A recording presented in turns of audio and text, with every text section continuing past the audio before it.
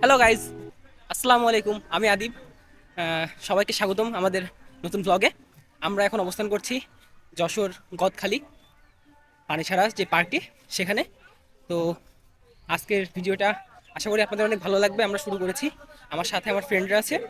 আর এখানে যে ফুলের বাগান আছে আসলে অনেক সুন্দর। তো চলুন একসাথে উপভোগ করা যাক আজকের ব্লগটি। তো শুরু করা যাক। বাংলাদেশের ফুলের রাজধানী বলতে অনেকেই যশোরের গদখালিকে বোঝে। গদখালি আসলে শুধু একটি গ্রাম না, এটা হাজারো কৃষকের স্বপ্ন। এখানকার মানুষ ধান, সবজি নয়, ফুল চাষ করেই তাদের জীবন বদলে দিয়েছে। বিশেষ করে ভালোবাসা দিবস, বিজয় দিবস, বিয়ে বা বিভিন্ন অনুষ্ঠানে সময় এখান থেকেই ফুল যায়। শীত আসলেই পুরো এলাকা যেন রঙের সমুদ্রে পরিণত হয়। চারিদিকে শুধু গাঁদা, গোলাপ, জারবেরা, রজনীগন্ধা, চোখ যত দূরে যায় শুধু ফুল আর ফুল। বাতাসে মিষ্টি একটি ফুলের ঘ্রাণ।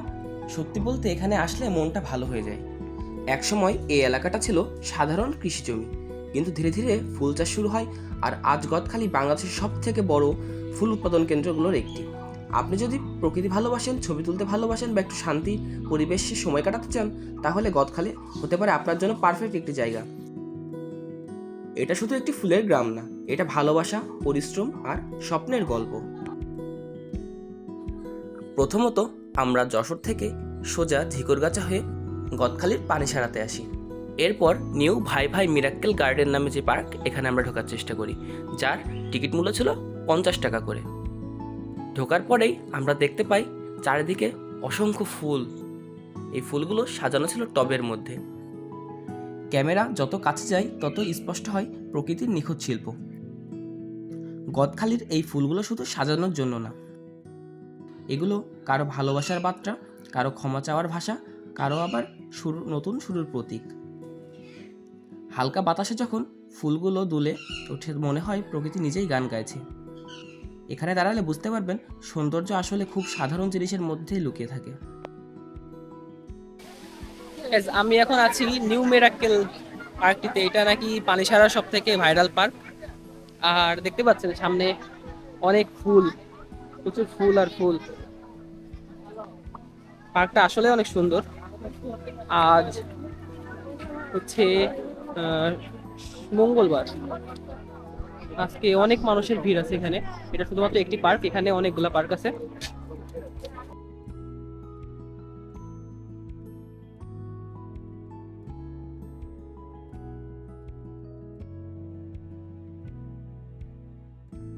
Guys, আমরা এখন আছি ফুলের বাগান। এই যে এদিকে টয়লেট, আর এদিকে যে ফুল, এটা চরকি আকারে আছে, ফুলটা ঘুরছে। চারিদিকে যে সৌন্দর্য, অপরূপ সৌন্দর্য।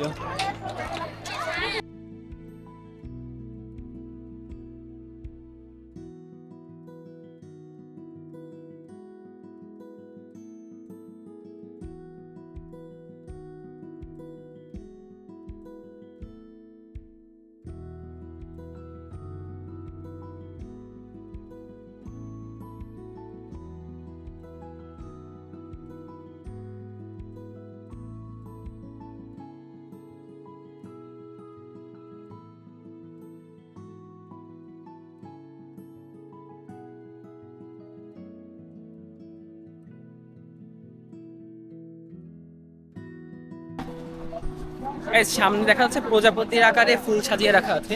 এই যে এটা অনেক সুন্দর লাগছে। আর এদিকে সেই ভাইরাল ছাতা।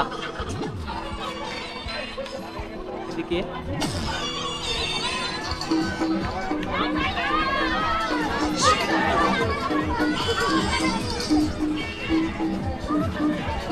এটা হচ্ছে সেই ভাইরাল ছাতার সেই ফুলের বাগান। অনেক সুন্দর লাগছে এটা।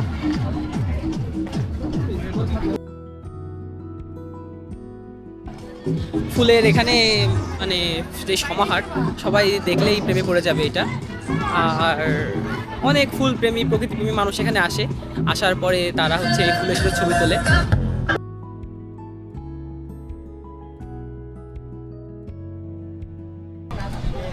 Guys, আমরা এখন এই পার্ক থেকে আরেকটি পার্কে যাব। আসলে সত্যি বলতে এখানকার পরিবেশটা আসলে অনেক সুন্দর। আপনাদের যদি মনে করেন যে গদখালি আসবেন তো আসতে পারেন, অনেক সুন্দর। চারিদিকে এখন ফুল, বসন্তকাল, ফুলের সমাহার চারিপাশে। এই যে উপরে ছাতা এখানে দেওয়া আছে, আর ওইদিকে যে এই প্রজাপতি আকারে যে ফুলগুলা, ওখানে প্রজাপতি আকারে সাজানো আছে। আর সামনে ঝর্ণা, প্লাস এখানে আপনি হচ্ছে যে ভাই ভাই বিরিয়ানি হাউস অ্যান্ড চটপটি ফুচকা যে রেস্টুরেন্ট এখানে পেয়ে যাবেন। আর আসলে এই জায়গাটা অনেক সুন্দর। গাইস, আমরা এখন বাহির পথ দিয়ে বেরিয়ে যাচ্ছি। আমরা যাব আরেকটি পার্কে। বাইরের পরিবেশ, এখানে অনেক মানুষ আছে, সামনে অনেক ফুলের দোকান দেখা যায়।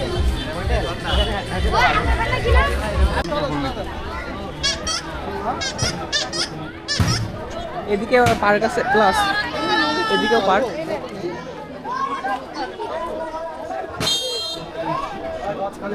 গাইস, আমরা এখন যাচ্ছি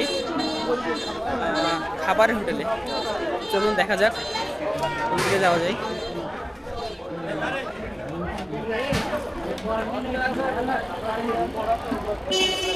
এদিকে দেখা যাচ্ছে অনেক ফুলের দোকান। Guys, আমরা আছি আরেকটি পার্কে। এই পার্কের নাম কি? এটার নাম কি? একটু বেখেয়ালির জন্য আমি পার্কের নামটি দেখতে পারলাম না। আমরা উঠছি নৌকাতে, এই যে বিখ্যাত সে নৌকা। তো চলুন উঠে যাক, উঠে দেখা যাক এর ফিলটা কেমন। চলুন শুরু করা যাক। ভাই উড়ে যাবে কিন্তু।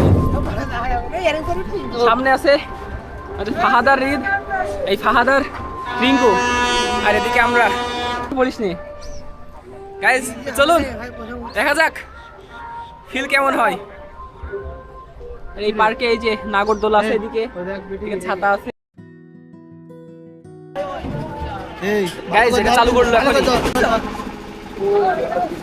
বাহ রে ভাই, সেই একটা ফিল। খুবই টান টান উত্তেজনা।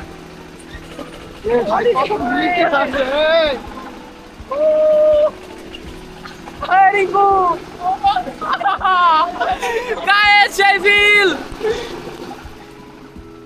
সেই একটা ফিল।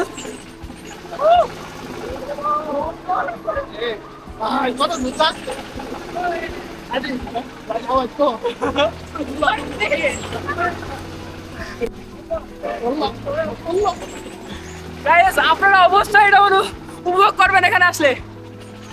আরে সেই আমার তো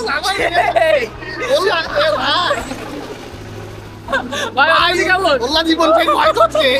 আজকে আর কদিন বলা ভাই বললাম এই বললাম এ বন্ধ করতে গো, এ বন্ধ করতে গো ওরা সেই লাগছে জনসুদ নাই করে মানে মাথা ফেলে আইছেন। আরে ও বন্ধ করতে গো এ বা বন্ধ করতেন জনসুদ নাই সব ওই দা বললাম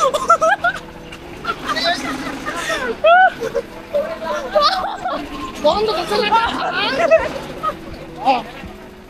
আরে ও সেই ফিল গাইস।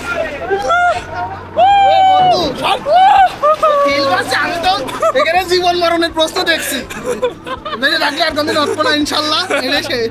ইমনের অবস্থা কাহেল ভাই, আপনারা দেখতে পাচ্ছেন আমার মধ্যে ইমন অলরেডি ভয় পেয়ে ভাই গেছে। কোনে উপস্থিতি চিন্তা কর মক্কায় এ থামবে কখন তা এই আমার তো জানমান শেষ। রেডি, তাদের অবস্থা কাহেল। এখন আমরা পার্কের ভেতরে যেই সুন্দর জায়গা, এই যে ছাতা আছে, এখানে সুন্দর করে ছাতা দেওয়া আছে, প্লাস অনেক সুন্দর করে ফুল সাজানো আছে। আসলেই অনেক সুন্দর লাগছে জায়গাটা। আমি এখন ছাতার নিচে অবস্থান করছি। এই যে এটা Guys, এখন আমরা যাচ্ছি ফুল, এখানে যে ফুলগুলো আছে সেই ফুলের এখানে। আর এই পাশে আছে নাগরদোলা, এদিকে সুন্দর দোলনা আছে। অবশ্যই আসলে এখানে আপনারা অনেক সুন্দর দিনটা উপভোগ করতে পারেন। পরিবারের সাথে আসুন, প্রিয় মানুষের সাথে আসুন, যার সাথে আসবেন অবশ্যই দিনটা আপনাদের ভালো যাবে। এখানে একটি গাছ আছে, খুবই সুন্দর লাগছে দেখতে। আর এদিকে সারি সারিভাবে ফুল গাছ আছে।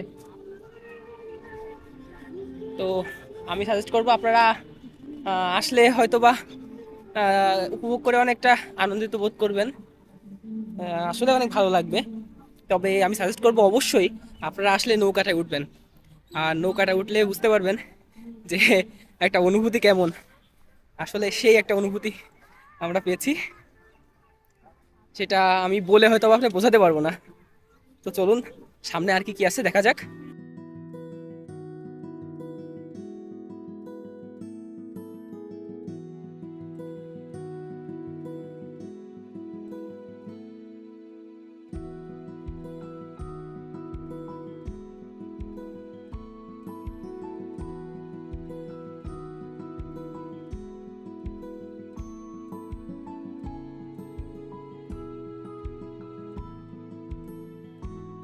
গাইস, তবে এখানে যে গাছগুলো আছে এগুলো অনেক সুন্দর।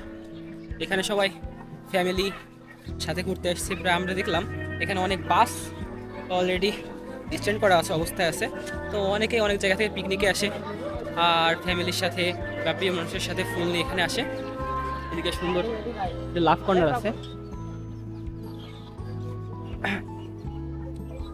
আসলে পরিবেশটা অনেক সুন্দর, আপনারা চাইলে এখানে আসতে পারেন, এসে এখানকার যে মনোরম পরিবেশ দৃশ্যগুলা একসাথে উপভোগ করতে পারেন। আর এদিকে ফুলের বাগান,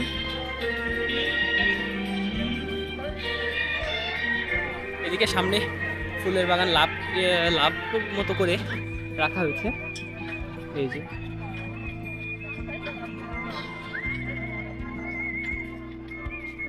আমি এখন অবস্থান করছি লাভের ভেতরে। আমার মাথার উপরে রয়েছে ফুলের যেই ফুল দ্বারা সাজ্জিত যেই লাভ, এটা হচ্ছে এই যে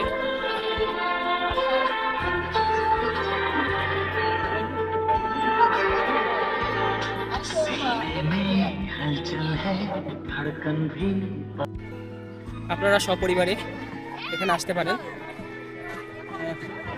দেখতে পাচ্ছেন হয়তো অনেক মানুষের জনসঙ্গম এখানে আছে। আর আমি যাদের সাথে এসেছি আমার বন্ধুরা, তারা একটুতেই ক্লান্ত হয়ে যাওয়ার পরে তারাই যে এখানে রেস্ট নিচ্ছে। তারা একটুতেই ক্লান্ত হয়ে গেছে, সব এখানে রেস্ট করছে।